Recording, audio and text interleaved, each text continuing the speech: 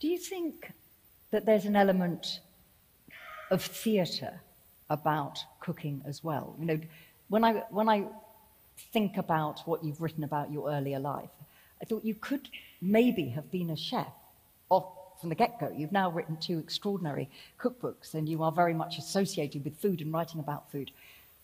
Did you ever think about that when you were a little boy growing up, or was it always acting? Because they've got a lot of things in common, haven't they? The pizzazz of it. Yeah. There is a performance aspect to cooking, and we know that chefs are much more difficult to deal with than actors. So they've got big choppy knives. Yeah, they're scarier, much scarier. Actors just yell, you know, and they don't have weapons. But I think that the thing about, yes, I think there is a performance aspect to cooking, and you see that in a lot of restaurants now with open kitchens and things like that. And those people aren't necessarily sorry, there's a fly around here. Those people aren't necessarily performing, but what I really like about open kitchens is that it creates a proscenium, and we unknowingly just want to watch it. They're not paying attention to us. They're not performing for us. We're just watching them do what they do. And that's because we love skill, things we can't do. We love things that we can't do, but we also love to watch people doing what we do. Clean something. It's really simple. It's really simple stuff. And to me, that's the art of theater and of film, watching human behavior. We always think that we have to perform and we have to do these things, and obviously there are different genres and different ways of expression. But sometimes, and I remember my acting teacher talking about this, that basically people really love to watch people do what they do in their everyday lives. But it's focused, and it's simple. And an open kitchen allows for that. It's not Benihana's or one of those places where they're doing the knives and, you know, balancing an egg on top of whatever. I mean, that's amazing. That's like a circus.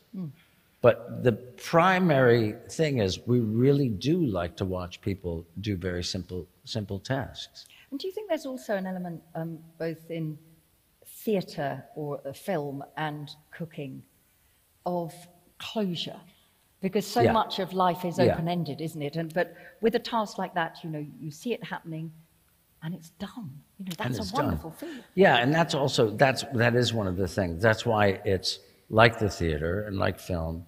It's an art form, but it's also a craft, right? There's a beginning, middle, and an end. And yet you're using your imagination to create something that nobody else can create. It's yours. It's singular. There are certain rules that have to be followed. There are certain parameters that you have to work within. But ultimately, that thing is of you. And that's the same in every art form. It's the same in painting. It's the same in writing. It's the same in theater. And what it does, and you're absolutely right, that it's control. And that's why people create. People think part of creating is being able to use your imagination and go all over the place and imagine these things and do this thing. But a lot of creativity is about control. Controlling space, time, emotion, creating a beginning, middle, and an end.